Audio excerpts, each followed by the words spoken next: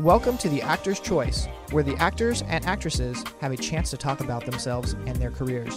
Join us now for the next hour as we explore the marvelous industry of acting by actors and actresses from today's exciting show business world. And now, direct from Hollywood, here's your host, Ron Brewington. Hi, everybody. I'm Ron Brewington, and welcome to The Actor's Choice. Roll it, Tony.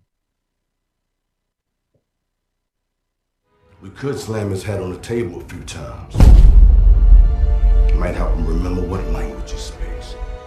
We don't do that around here. I'm not from around here. Let's start with an easy one.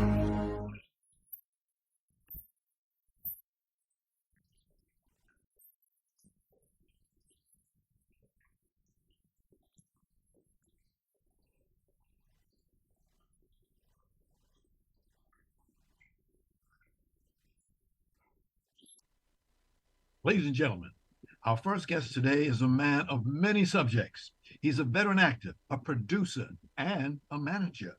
So as we roll through his biography, you can say to yourself, wow, that's what I say every time I see him. Wow. He's here, he's there, he's everywhere. So let's get to it. Ladies and gentlemen, please welcome Jerome Brooks. Hey! Greetings, Jerome, and welcome to The Actor's Show. Ladies and gentlemen, let me say this, and we want to thank this man because he always, I say again, every time I call him, I'm saying, Ro, you got a guess? He'll find one. He will always, and I mean, they ain't just dumb guests, good ones. I mean, some doggone good ones, and we thank you. We try. Very much. Thank you for that great intro. I appreciate that, Ron. Last week, in fact, you had a marvelous actress, comedian, and TV host, Robbie Maline. Great having her. Yeah, Robbie Milan. Yeah. Milan. She let me know. I said, Madeline. She said, no, Milan. That's how she told you to say it. She let me know. Oh, gosh. Anyway, question. Where were you born, sir? Baltimore, Maryland. Baltimore, Maryland, ladies and gentlemen. If you've never been to what they call B-more, it's a great B-more. Yeah, well, it's not even Baltimore. For those that are from that city, it's Baltimore. It's Baltimore, just like that. Yeah. The food is great, crabs, people are good. Good city to go to. And beat the people and order crabs. No. Seafood is just ridiculous. So, what was it like growing up in Baltimore? It was great. Growing up in Baltimore was awesome, man. I had the best time of my life. I talk about that all the time, like nowadays comparing our coming up to today's kids with the computers and, staying in the house and, really not getting out, having fun, enjoying the outside. We had so much fun. We created so many games, catch one, catch all, hide and go seek, free to box, freeze, melt. So many games. And if there weren't games, we would create games. We were very creative back then, little money, great imagination. And, sports, football, baseball, we stayed exercising when we didn't know it was exercise. We just thought it was fun, but they don't do that today. Well, I understand that during your younger years, you developed your musical prowess by rapping and also dancing at local talent shows and events. Yeah. Yeah, I was a dancer for a while. Yeah. Hip hop dance. I was doing my little, doing my hip hop dancing with my old group, Twice as Nice. That was like the start of it for real. Actually, even before then, I think I might have started rapping and dancing at maybe 12 or so. But once I got with the rap group Twice as Nice, we really started working really, constantly around the city. Gotcha. Last night, CBS put on 50 years. 50 years hip hop. That's right. I can remember when it started. I can too. I can too. I remember. Yeah. Hip hop started in what, 70s? Yeah, something like that. With a hip hop, the heavy to the heavy. Yeah, that thing. Hip the hop, you don't stop, rock it to the bang bang. Boogie said up jump the dunks and the boogity beat. Yeah. Yeah. Don't get me started. I take you back. I give you all of it. Yeah. When that song came out, we all looked at each other and say, "What that?" You know what? Yeah, we didn't know what a boogity B was back then. None of that. Remember all that? Curtis Blow. So we had no idea. We just knew we loved it. Our souls love hip hop music, man. So, and here we are 50 years later with the #1 genre of music in the world. Yes. How you figure that? Figure that. Over rock and roll. Wow. Because you formed a rap group called Twice as Nice. Yeah. Yeah, Twice as Nice. It was four. Well, it started off as four of us: Diamond, Cool Ice, Too Hip and Too Hype. My name was Too Hype. I was one of the dancers. And we went to the Apollo, finally went to the Apollo and tore that stage up and became the first rap group to ever win at Showtime at the Apollo's Amateur Night. Say that again, please, sir. Would you say that again? We became the very first rap group to ever win at Showtime at the Apollo Amateur Night. Yeah, man. That was in the early 90s, if I'm dating myself. Yeah. Okay. Date yourself. Yeah, right. It's a blessing. Wow. You had so many things. So what made you get into acting? Well, I've always been interested in acting since I was a youth anyway, So the only thing is in Baltimore, you don't have any actors. At least I didn't have any actor friends or know anybody that were actors when I was a child. And then once I grew up, none of my friends were into the business either, but I've always wanted to do it, but I didn't know how to. I didn't have anyone to talk to, and I was scared at the same time. When the unknown always makes you scared because you don't know, like when you're watching child actors like Arnold from Different Strokes or, Obie from the Andy Griffith Show, whatever. You watch these actors perform and you think, not knowing, you think that they learn all this dialogue and they say all these lines within that 30-minute or that 45-minute time frame, but that's not how it works. But that's what scared me. Like, I don't think I'm that smart to remember all those lines. So, it took me a while to really to actually, once I learned the industry, I said, you know what? That's not how it works. I'm going to go in head first. And I'm going to conquer this fright of mine. And that's what I did. Wow. Well, then eventually, because we could talk about, ladies and gentlemen, like I said, this gentleman has got a resume. All I can say is one word. Wow. Thank you. That's Thank some you. good stuff. Coming to Hollywood a few days later, you landed your first role as an extra in the feature, The Media Man. Directed by our dear friend, Robert Townsend. Robert Townsend. Shout outs to Robert Townsend, man. He really looked out for me. This was in Baltimore. This was in 93, I believe. Mm-hmm. And they came to this is around the time when I was telling you I was scared and I just went and just jumped in the game. It was on the radio that they were casting background for the movie. And I got the information that they asked for. They wanted a Polaroid, which of course, were the instant pictures that you would blow and wave and everything to get them developed. So I had to print one of those. Well, I said print. I had to get one of those and put my contact information on it and send it to the address that they had told us about on the radio. And I did that. And, they said, if you meet whatever their qualifications are, then they would give you a call. And I got the call, and I remember the first day on set. This was in my neighborhood. This was off of North Avenue. Mm-hmm. First day on set, I knew it. I just knew it. I knew I was home. I knew that's what I wanted to do forever, man. It just felt so good just being on set with remember, everybody was in this movie. Not just Robert Townsend directing, but Luther Vandross was in it. I believe Patti LaBelle was in it. Naughty by Nature, Big Daddy Kane, Cypress Hill. I mean, you could go on and on. It was so many big. Bill Cosby, like just the biggest actors in the world was on this project. And I felt like I fit right in, and they made me feel that welcome. Well, I was going to say, who was else in that list? Jerome Brooks. Yeah, that guy. Yeah. That was at the very beginning, man. Yeah. Very beginning. Now, you went on working with other acclaimed directors such as Michael Bay, Quentin Tarantino, Tyler Perry, just to name a few. Right. Yeah. We had a good time, man. We still great directors. Michael Michael was on, that was the Transformers when I worked with Michael Bay. And of course, Tyler Perry was the Haves and the Have-Nots. And then what was the other director you named?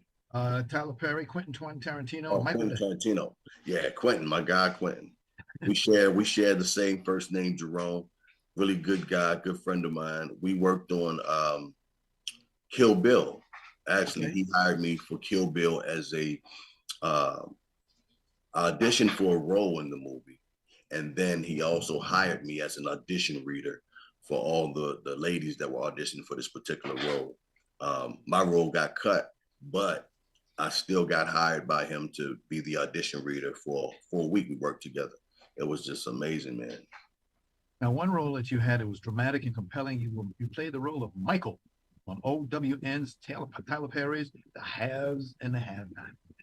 Yeah, Michael was a great role, a great role. He was the grandfather of a child named Lizzie. She was my granddaughter, and my character dated Hannah. I was Hannah's love interest on the show. So I had a 3-year story arc on there, 3-season story arc. And that was a great moment. Shout out to Tyler Perry. Congratulations, Tyler, on your documentary. It's off the chain. I don't know if you've seen this documentary, but it's really fire. Have you seen it? No, I haven't seen it. You need to check that out. It's really nice. Very inspirational. Yes. You've done so many things. An entrepreneur. You opened up your first music store, record label called Roman Records. Rome Records. Yep, Rome Records. I opened up my first music store. I think I was 22, right in my neighborhood, a block down from where I used to live. I bought that building. And well, actually, let me take it further back. Rome Records, I opened up at West Side Shopping Center, which was around the corner from where I lived. And then from there, we added a record label in the back where we would sign local talent. That was the first thing. And then I opened up another music store on the block that I actually grew up on, Emerson Avenue. I opened that one in 96, and we closed it in 2006. So we opened for a decade and then opened one in Atlanta. Busy. You also expanded your acting talents to include music videos, working with 50 Cent, Jill Scott, Snoop Dogg, Master P, just to name a few. Yeah. I did a lot. I did maybe over 80 music videos. That was my way in, along with the dancing and rapping. You know, I was just trying to find my footing. And so I found out that I was, you know, it was a need for me, or an opening for me in these music videos. So I did a lot of them, and plenty of them I played like the leading man to a lot of the female R&B singers as well. Folks, again, this guy's got a lot of talent. In 2014, he wrote a book called How to Go From Extra to Active. You can get him from Barnes & Noble, ladies and gentlemen. You got it up there, and I got it in my hand. Hey, look at this. Yeah, man. How to Go From Extra to Active, man. That was a time in my life where I felt like I had some time to actually write it, and it's been on my mind since I first thought of the idea to want to act. And like I said earlier, when I got into the business, I didn't know anything about it. So, and I didn't have any help. I didn't have any kind of resources. So I always said that once I learned the industry, that I would write about it and teach or have a resource for other aspiring actors. And that's what I did. So that's why I wrote the book. So hopefully it's been helping people over the years. It's been out for a good while now, but it's a great tool. Okay. Let's go over the other side, ladies and gentlemen. We talked about it in the intro. Can I before we switch, can I at least tell them where they could get it from? Oh, take your time. You the man. You the man. All right, cool. I need to say that then. Okay. How to Go From Extra to Actor. You could purchase the book on my website at robrooks.com. That's ROBROOKS.com. How much is the book? Oh, the book is $12.99. Just $12.99. All right. Get 2 of them, ladies and gentlemen, so you can pass it on to a friend. Get 2 or 3 of them, yeah. It's worth it. It's a bunch of information, very valuable information, way more than $12 worth of information in it. Jerome Rowe, Yes, manager. sir. What Yeah. made you be an actor? What made you, as an actor, become a manager?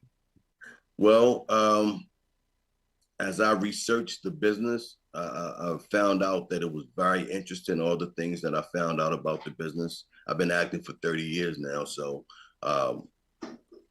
as an actor, most actors grow to be other things, directors, producers. No one just sits in that one field when you learn the industry. And living out here in California, all my friends are actors. So I was always and continue to get asked questions about the industry, things that would ask questions, and I would let them know those answers are in the book, boom, boom, boom. And it went from there to, okay, the book is helping, but it's more people that need other information. They need assistance. They need representation. It's a hard thing to get managers and agents. It was extremely hard for myself. So I decided to open up a management company to make it easier, to make that road easier for other actors. And that's what we did. We started Brooks Talent Management in 2019. To your knowledge, how many Black managers are there? I do not know, but there are not many. Yes. Yeah, they're not many. They're not many. And we represent actors, we represent writers, directors, voiceover talents, stunt professionals, dancers, choreographers, a little bit of everything. You know, I understand that managers provide career guidance, can also provide business management services. Is that correct, sir? Yes. We make sure, that their business is right. We make sure our talent gets the best. We make sure that they don't get beat, or, there's a lot of scams going on, and a lot of talent who don't have representation sometimes get caught up in the scams. So, we make sure the contracts are legit. Of course, we continue to guide and counsel, and we also help them, submit them for auditions and things of that nature, as well as pitch to agents for agency representation. Wow. Here's a question. Do you really need a manager if you have an agent? I think so. Yeah, because they're two different things. An agent, this is how I say it. This is how I break it down. An agent is more like an associate, when your manager is more like a friend. So you'll talk to your friend all the time, almost every day, when you'll talk to your associate maybe once a month or whatever. Your agent's job is to submit you for work, but your manager is the one that you speak to daily on finding out different things that's going on, checking in, seeing, having questions for you about the industry, whatever it might be. You are always in conversation with your manager. Your agent, not so much. So that's what I really like about it, having that one-on-one with my talent and letting them know what we're doing. We have meetings on how we're going to take them to the next level. These things you don't really have with your agent. You don't have these kinds of meetings, for the most part anyway. Do you have to be licensed to be a manager? No, you don't. Okay. Mm-mm. You have to have a legit business, though. You do have to have that. So you don't have to have any particular managerial license, no. Do people come to you and ask you information about what it takes to become a manager, and want to get some information from you? What was the question? I said, do people come to you and say, I want to be like you, a manager? Do they ever see that time to time? No, they don't really ask me what does it take to be a manager. Most times they're just in awe that I am a manager, and not just a Black manager, but a manager who's also a working actor. And they wonder, how can I balance the two? Those are the questions that I get mostly. I read that managers tend to represent a smaller number of clients, sometimes only one. Sometimes, depends on, who you are as a manager, what you and what do you plan on doing with your talent. We represent almost 150 clients right now. It's not a large number, but it's a lot more than one. Yeah, one talent. I think that's more of a friendship. In a lot of cases, it's like a friend that believes in another friend. So they may, act as their manager, but most managers have more than one client, I believe. Things you have to do, like choosing marketable headshots or building an effective demo role, stuff like that. I understand you work with them on that.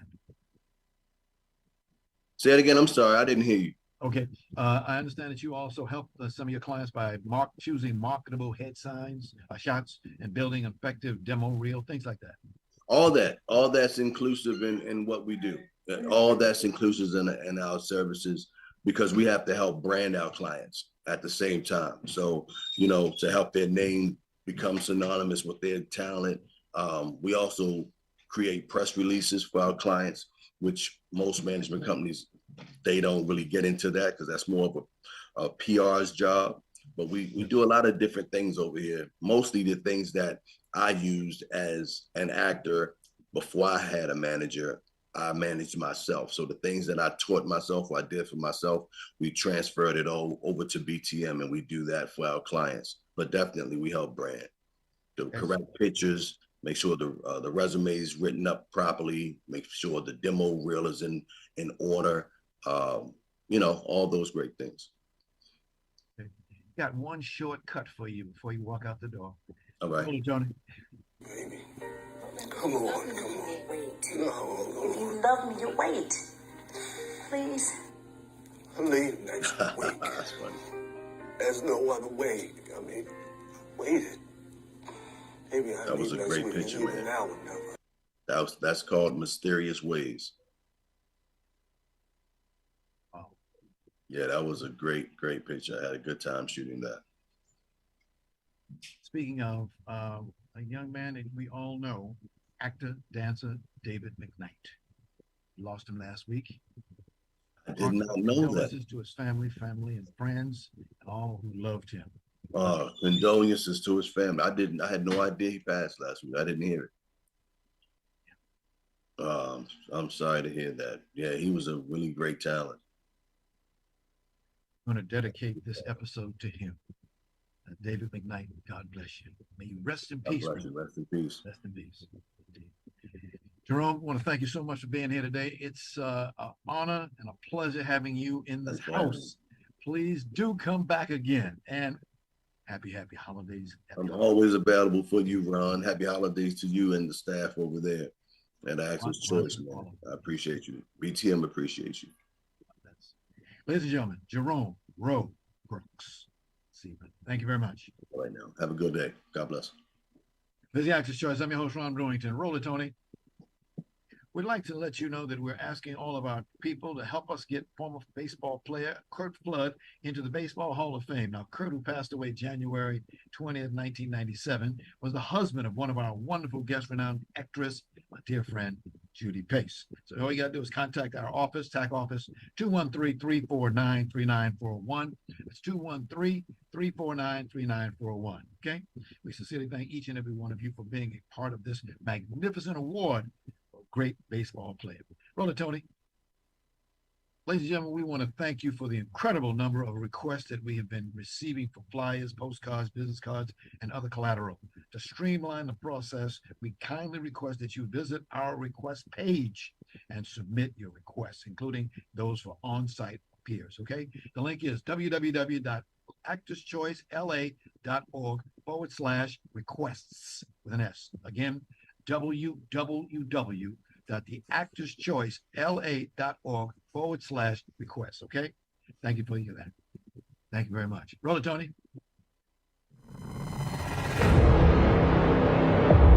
We should leave. We can't afford to miss that train.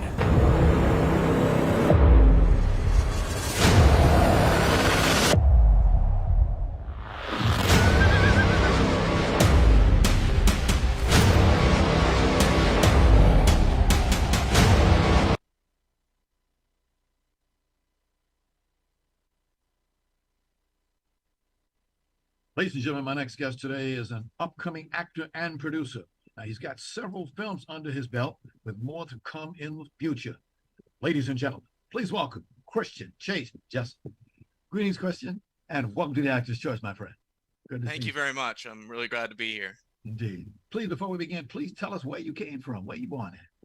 I was born in South Jordan, Utah, some 26 years ago. Wow. So what was it like for you growing up? Pretty standard childhood, I think, for the most part. I think the part that kind of related to what I ended up doing is my mom could not get me to stop reading. Mom knew what was happening. Yeah, I abused my library card. If I got put on timeout as a kid, it was because I was reading too much. It was put that book down and go do your chores. Mothers will be mothers. Indeed.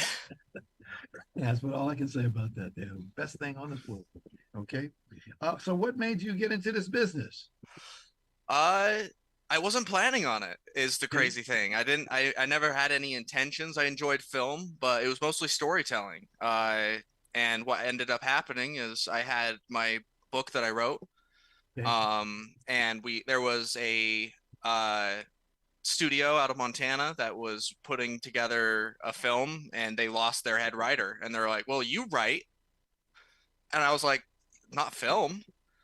They brought me in, and I had a little bit of help from my cousin Bryce Allred, who did go to school for it to be a director and that stuff, and he has a lot of credits in smaller spaces and stuff, and he helped me kind of shape the script format to get my story in there. And we didn't think it was much, honestly. That first film that we worked on, we were like, this is a garage film. This isn't going to go anywhere. And they read my first draft, and they brought it to some of their investors, and the investors were like, okay, this is different. This is not the same caliber that the studio's previous films were on, which was a big accolade for me. But I was suddenly shunted into this world of film, and I've met some amazing talent during my time here. The time that you've been in this business, who are some of the folks that you admire, look up to? Between the two films, actor Jeff Medley, he does Rocky Horror Picture Show here in Missoula, and that was what I had kind of known him by. He played a villain for us, and he was one of my biggest inspirations for the character in that film, where I was shown just a screenshot of this person, and I'm like, I can make a character around this guy, and he just knocked it out of the park. Okay.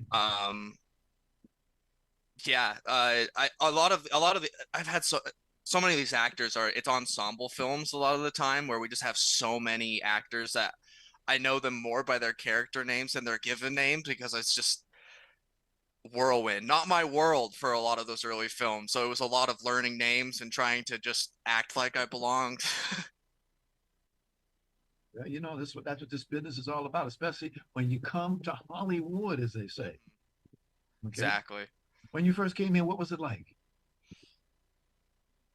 Shock, honestly. It was shock and awe. I was small town kid for the most part, where I moved up to a small town up in Montana when I was just getting into grade school, so I wasn't even in Utah anymore. So we were up in the boonies, and then suddenly I found myself on these bright streets with people who were, it just felt like at the time, so much more important than me, where I'm like, I have a little story. If you want to play this character, this would be great. I hope you enjoy it.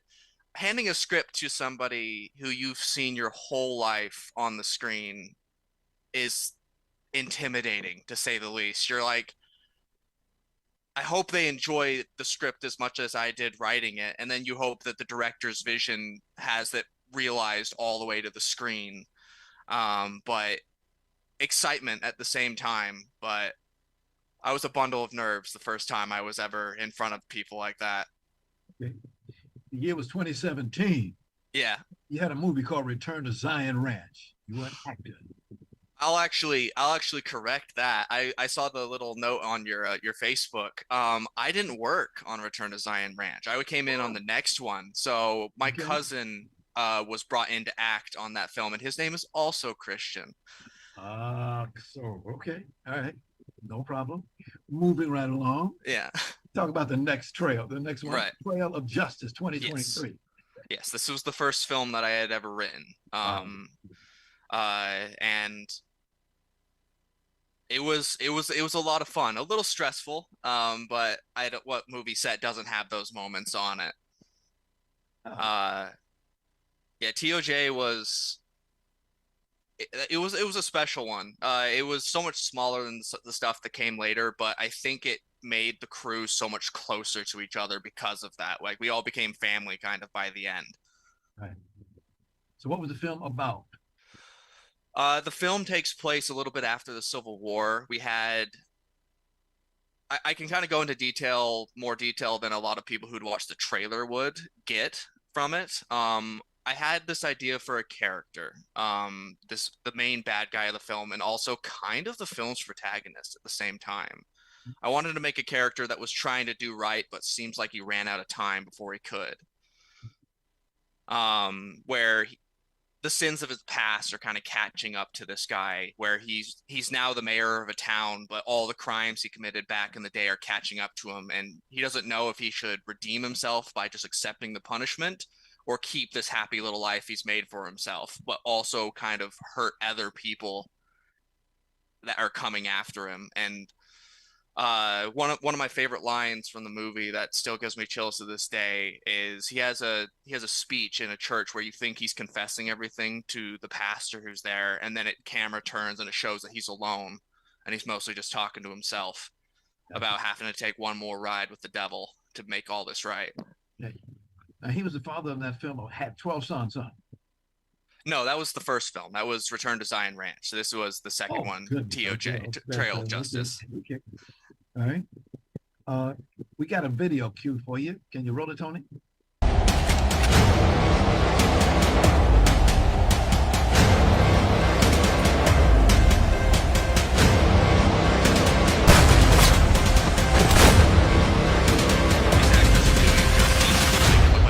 So cold out there right now. Oh, my goodness. Again, being a writer, there's something, especially when you're doing Westerns. I was born and raised in New York City and used to go to movies on Saturday and look at a movie. Westerns, we love some movies. Yeah. Tell me about it. Would that happen to you, or what happened in that area? To be honest, I had to do a lot of research to get ready to do a Western. Thankfully, I had a lot of people in my life who liked it a lot more than I did, and I got a lot of reading material and a lot of stuff. Louis L'Amour, just this type of standard Western that I had seen the most famous versions of, Tombstone, 310 to Yuma, like these very big famous films, but the smaller intricacies were kind of lost on me. I knew how to tell a story. I knew how those little character moments, eye contact between characters, the little quiet moments in a bar. But I never thought I'd ever be not stuck in this genre, but like this would be the genre I was in. Gotcha. But I'm really grateful for it because one of the quotes I often get is cowboys are philosophers and Stetsons. They're going to give you those really powerful lines. They're just going to simplify it a little bit. With the Stetson, of course. Yep. In the movie Trail of Justice, you had several jobs. You were a writer, of course, but you also a producer. Yes. What was that like? It's more stressful than writing. You sit yourself in a small room as a writer and you can kind of plug away, and as long as you don't got that writer's block in the way, you can just kind of get it done. But when you then have hundreds of people beneath you that you need to make sure are where they need to be on time, and then you got to make sure that everything is just lined up the way it needs to be, it can definitely get stressful, especially when you're as remote as a lot of these Westerns tend to be, where you do not have access to a lot of the nicer quality of life things. We were a lot of the film in town takes place in Anaconda, Montana. If you ever want to look at a town that is in the middle of nowhere, it was a lot of fun to shoot, but as a producer, it was definitely a little bit like herding cats, especially up in the mountains. A lot of ranger rides, moving actors from one area up like a mile up the canyon to get that perfect shot. and that would like hours. And the scheduling was all thanks to my cousin Bryce, who kind of got me into that type of stuff. Where the dude is a savant when it comes to scheduling, and I would not have been able to do it without him. Gotcha. And you did have a role as an active bully?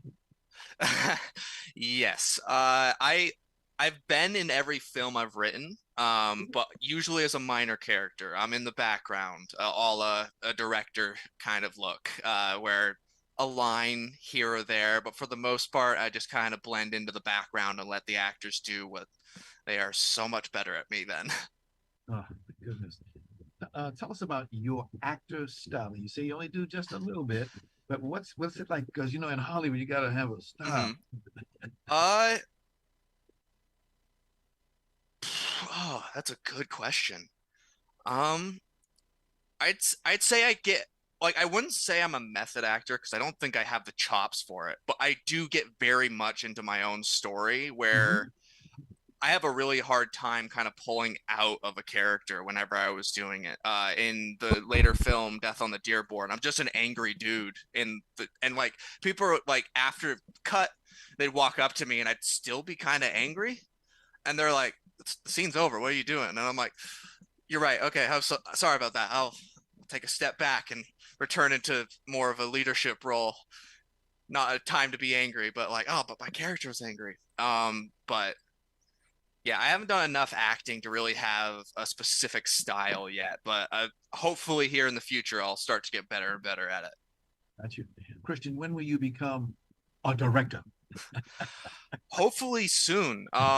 This newest film that Kip Kimmerly and me are kind of working on, Uncharted Destiny, is definitely more of our little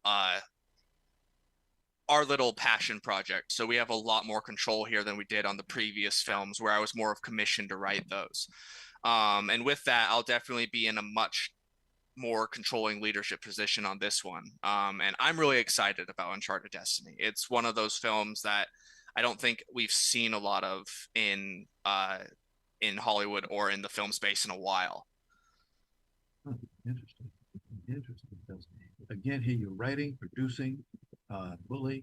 There's so many things on your plate. Can I ask you how old are you? I am 26 years old. Well, look here now, 26. Moving and grooving at 26. Yeah, it's flying some days. Wow. Just something a little bit that you need to know. I run into this morning. If you haven't got the word, Golden Globe nominations came out today. Oh yeah. Top one, Barbie, 9 nods, and number 2, Oppenheimer. Did you see either one of those? Either one of them? Did you see? I've seen both of them. I really enjoyed Oppenheimer. It's one of those films that you can really just get lost in, and yes. that final scene with the actual test of the bomb is chilling. Yes.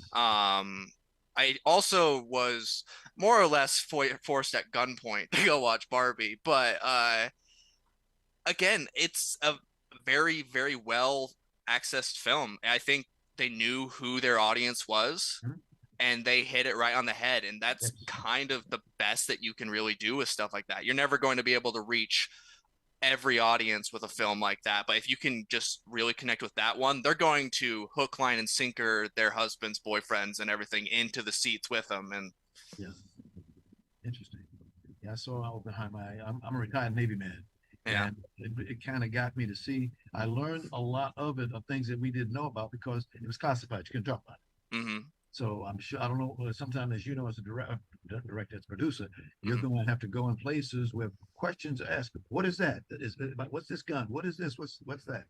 Those are things you got to ask. Does anything have to do with, do you have anything to do with money?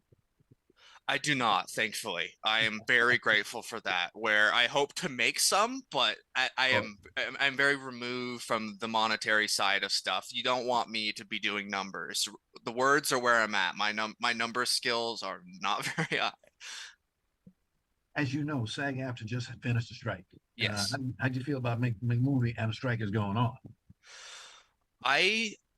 I've never been a member of SAG. I think I would be very willing to join if I was ever had a reason to, but I've always been I've been a writer by commission for the most part, where people come to me and ask me to write stuff, more because of my accolades than who I actually am. So I haven't had as many offers from just loose people. Everything has been somebody who knows a person who knows a person. I've never marketed myself as that. And so I've never had a reason to.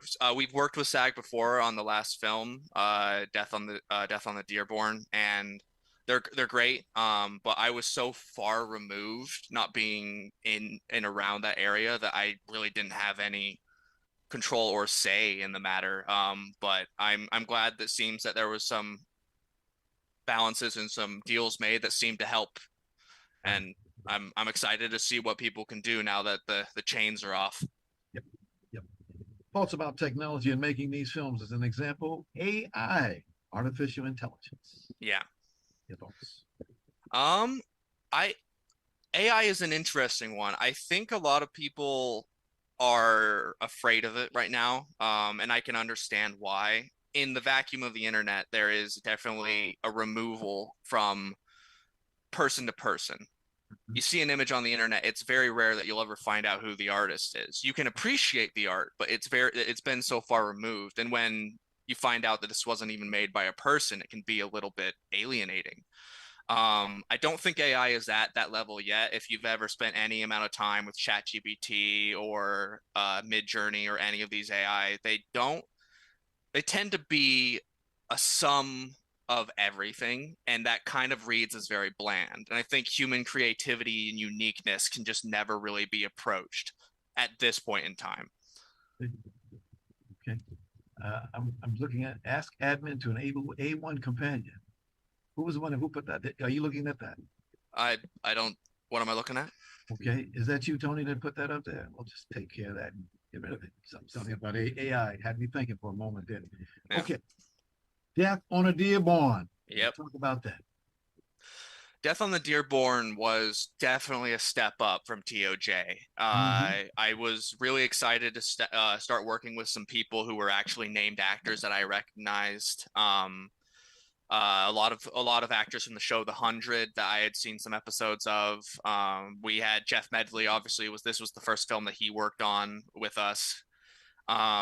Just the acting chops, the step up was impressive. There was a moment, I can't remember her name, and I'm gonna feel bad about it, but our main actress who played one of the murder victims, we were shooting the night of the I'll back up just a little bit. Death on the Dearborn is a recollection slash story told around the first murder suicide that happened in Montana that was ever documented. And on the night that we were shooting the murder scene with her, she had a moment where we just kind of let her go, and she had this scream that we were just like, whoa, okay, we are this is going to make people jump in their seats. And so we got pretty excited about that. But yeah, Death on the Dearborn was such a bigger step up. I got to work with a lot of really cool people. JD Jacoby was I got really close with. He used to be the Montana film commissioner, but he's done a lot of other films, more than I could possibly count. But yeah, Death on the Dearborn was amazing. I got to see a murder mystery Western is not something that you find very often. We basically took the noir type stuff, and instead of a noir detective, we now have a deputy who's filling this role of trying to figure out what happened. Except he does not have all the technology that you would have had sometime later. And so there's a lot of accusations being thrown around and red herrings here and there. I'm just thinking out loud to myself, you're 26, did you say? 26, yes. Imagine what you're going to be like when you're 30.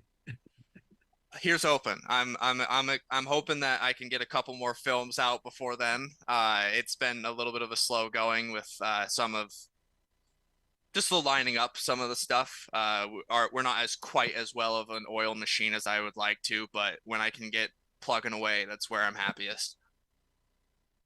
Okay. What kind of roles would you put out? I see you did 2 westerns. Are you going to stay at westerns, or are you going to mix it up? How are you going to do it? We have discussed a couple of different film ideas. The most recent one and the one that's going to be coming out next that we're going to start filming sometime next year is Uncharted Destiny. This is the one I'm working with Kip Kimmerly on, and this is, I don't know if you define it as a Western. I guess it kind of is, but it is Lewis and Clark adjacent. So it's a little bit farther back, getting closer to the Revolutionary War. And in this movie, we follow 2 brothers who are Hessian soldiers who leave the Hessian army after Valley Forge. And this movie, I really just wanted to lean into that beauty of old America. This place is just so untouched. This area that is both dangerous and just kind of delves into, I think, human desire to explore and just look at a world that was just so forever, the edge of the world with how little technology was. We were just so unconnected. If you went west, you were leaving everything behind. It was going to a different planet. And I'm really excited about Uncharted Destiny. I'm really hoping that we get some big actors. I've been told that we have some people who are reading some early drafts of it, and we'll see if we can actually pull them in. But I can't say names, so. Right. I was reading it, and his survival in the early West with the help of a tribe that takes him in. Yep. So Kip is a member of the Blackfeet tribe, and he was able to have some connections with a lot of the tribes there. We've had some really great American, Native American actors like that are incredible. Being able to spend a night in a teepee and actually smoke a peace pipe with these people was a night I'll never forget. It felt special. And so I'm really excited about this one, to be able to reach out to some of the tribes that Lewis and Clark would have been interacted with, and getting to get the real true side of this story and the stuff that I think kind of gets glossed over in a lot of history. Yes. I was looking, as I'm going through my folder here, there's a movie that came out this year. I had a chance to see it, really enjoyed it. Killers. Leonardo DiCaprio's in it. But I have not personally sat down and watched that one yet. But it is on my watch list for the same reason. Gotcha. Before we get out of here, you wrote a book, didn't you? I did. That was the first thing I ever wrote. I had written a lot of short stories and had practice, but that was the first thing I had ever tried publishing, and that was a long journey. I'll make 1 million movies before I publish another book. It's a long process. You learn. But yeah, Shadow of Mondrian, a little bit of a fantasy novel, popcorn read. It's not going to change your life or anything, but kind of sit down and have a nice little read. You could probably knock it out in a couple days. You know, you've done some work outdoors, a lot of it outdoors. Yep. You get a chance to come inside. Yeah, exactly. But yeah, this was the first book that I ever wrote, and it still holds a special space in my heart. I'm planning on doing a trilogy still. It says 1 on the side of the book there, and I do have the second one finished. Okay. But looking at that publishing journey again, I'm like, oh, okay, maybe if I find the time. Best wishes to you, Christian, and thank you so much for being our guest on the Actor's Choice. Thank you for having me. The very best in your career. Like I said, you're 26 now, and 30, you're going to be something else. Okay? I can't wait. I hope to do this again around that time. Okay. Happy holidays to you and your family. Definitely. You too. Thank you so much. I want to thank our sponsors, Harvey Brand, Photography as an Art. Brought Inwards, Lose Weight, Way to Lose Weight. Larry Buford's Book to the Future, Time Travel, Message in a Capsule. State Farm agent Carla Green and veteran actor Rob Brownstein's Actor Training Facility and Actor Space. And much thanks to our guest today, actor, manager, producer Jerome Rowe Brooks, and actor, writer, producer Christian Chase Jessop. The Actor's Choice is a presentation of B&B Productions. Ronald Brewington is the president, and Sidney Chandler is our executive producer. Special thanks to our ever-growing audience. Ron Brewington, be well. See you next time.